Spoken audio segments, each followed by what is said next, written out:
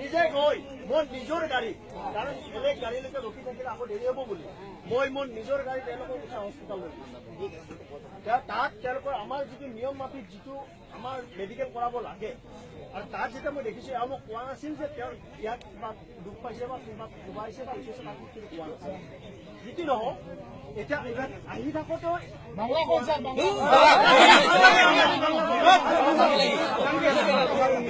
ঠিক আছে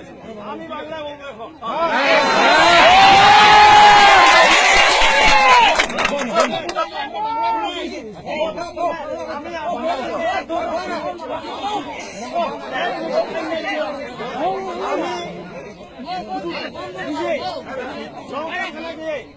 আমি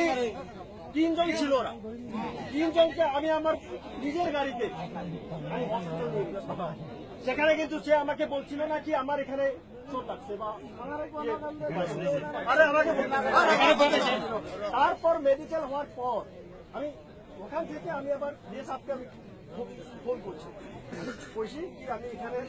হসপিটালে আছি এখন মেডিকেল টাইম লাগবে এই টাইম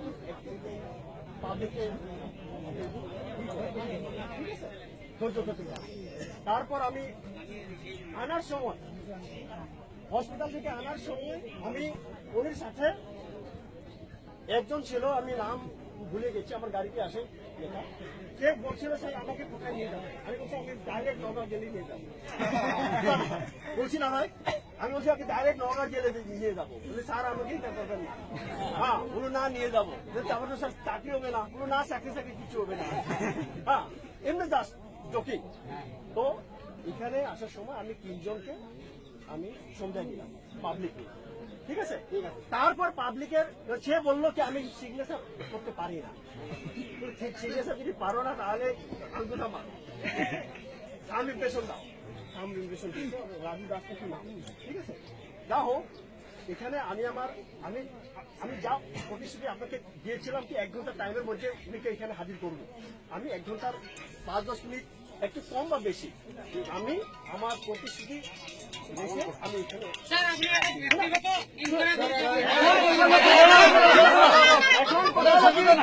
এখন কথাটা হলো কি এখানে আসার পরে আমি জানলাম কি পুলিশে মানে মারছে বা ই করছে সেটা আমি তদন্ত তো করবোই কিন্তু আমি এখন দেখছি একটু পর কি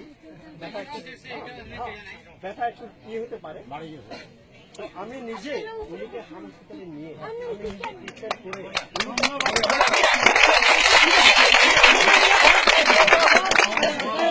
সেকেন্ড টাইম এই যে দৌড়াদৌড়ি পারামারি হলো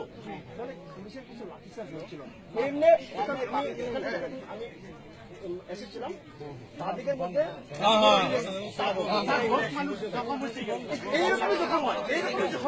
ঠিক আছে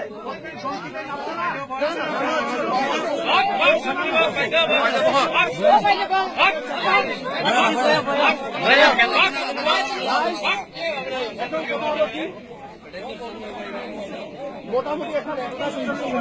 হলো হ্যাঁ আমিও কিছু খাই না তো এখানে আপনারা আমি ধন্যবাদ জানাই। আবার এই যে রাজু আছে রাজুকে নিয়ে যাবো রাজুকে নিয়ে